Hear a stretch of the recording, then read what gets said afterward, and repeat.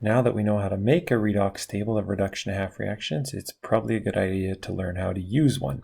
So in this, you're going to need your Chem 30 data booklet, and specifically you're going to need your table of standard electrode potentials, which is your reduction half reaction table.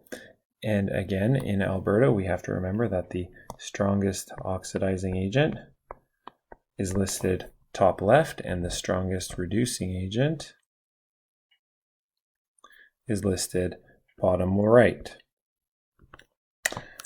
In order to do this, you need to follow the 6 steps that are listed on the left, and I will go through an example of chromium being placed into an aqueous zinc sulfate solution in order to show you each one of these steps. Step number 1, list all the entities present after dissociation occurs.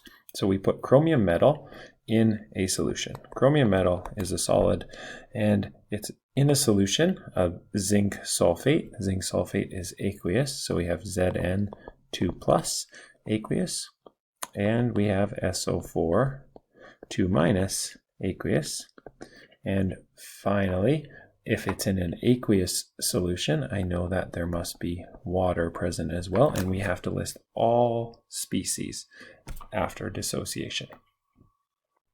Now that we've listed all the entities present, we need to refer to our table to label all the entities as either oxidizing agents or reducing agents, keeping in mind that some entities like chromium 2+, tin 2+, iron 2+, and water can act as both oxidizing and reducing agents. And a very clever student came up with the saying, creamy snot feels hot. Chromium 2+, tin 2+, iron 2+, and H2O are our 4 entities that can be both oxidizing and reducing agents. Now that we've talked about snot, let's go back to the problem at hand. Chromium metal. We need to determine if it's an oxidizing agent or reducing agent, so let's go to our table. When we're looking for chromium metal, Cr solid, we see that it's listed down here, and it's on the right-hand side, so that is actually a reducing agent. And so I'm going to go back to my problem and list chromium as a reducing agent. Now I'm going to look for Zn2+.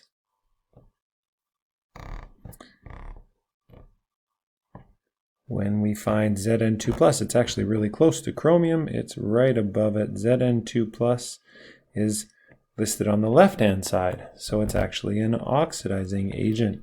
So I'm going to go up and list Zn2+ as an oxidizing agent.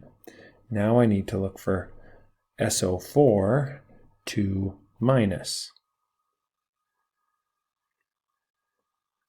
The first time I see SO4 2- is right here, but it's with PbO2, which I don't have, so I can't use that one. I keep going down my list and I find it again here, but it's listed with H+, and again I don't have H+. I don't have any acidic conditions, so I can't use that one. Keep going down the list and I find it here for the 3rd time, and it's on the left-hand side of the table, so it must be an oxidizing agent, and in this case it's listed with water, and I do have water present. So with water, SO4 2- is an oxidizing agent. How we show that is we make a little bump between water and SO4 2-, and then we can give it the oxidizing agent. Now we have to go to water, and if we remember creamy snot feels hot, we don't even have to go to our table, and we can list it as both an OA and an RA, but let's find it on our table anyway. And as an oxidizing agent, it is right below Zn2+ right there, so it is an oxidizing agent.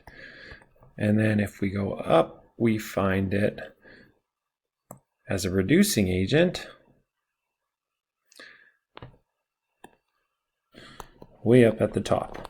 So it's both an OA and an RA. And how we show that is with a little slash between the OA and the RA. I've completed step 1, And step 2. Step 3, assuming that all reactions are, or all collisions, are random, the SOA and the SRA will react. So we actually have to find out which is my strongest oxidizing agent and which is my strongest reducing agent. Back to the table, and we look. Remember, strongest reducing agents are listed at the bottom. Now I highlighted reducing agents in orange, and there's only 2 reducing agents on our list, water and chromium solid. Chromium solid must be my SRA. Now what about my oxidizing agents? I highlighted oxidizing agents in blue, and my highest oxidizing agent is the Zn2+, so that must be my SOA. Now, is my SOA above my SRA? And the answer is yes. Now we have to write out the half reactions for the strongest oxidizing agent and the strongest reducing agent. Zn2+ aqueous plus 2 electrons turns to Zn solid. Now this can be copied directly off the table, and my strongest reducing agent is Cr solid, which turns into Cr2+ aqueous plus 2 electrons. There are my half reactions for the strongest oxidizing and strongest reducing agents. Now I need to determine the net ionic equation, and so then I would combine the 2 reactions and make sure that the electrons were the same number. We have 2 electrons here and 2 electrons here, so I actually don't have to change anything. If we had a different number of electrons in my SOA reaction and my SRA reaction, I would have to multiply either or both of my reactions by putting brackets and a coefficient in front. We don't have to do that in this case, so now we can just combine our 2 reactions, and we know that the reaction that's occurring is Zn2+ aqueous is reacting with chromium solid to produce Zn solid and chromium 2+ aqueous. That would be our net ionic equation.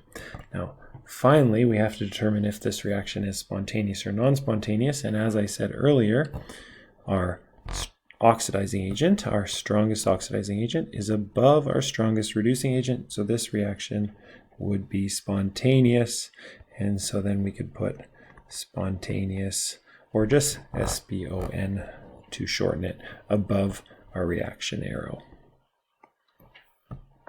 Here is one more challenging example that I'd like to let you try, and then you can check out the solution after pausing the video. One thing to note is when you see anything where it says acidic solution, we can automatically assume that H+ aqueous is present. That's where the acid comes from.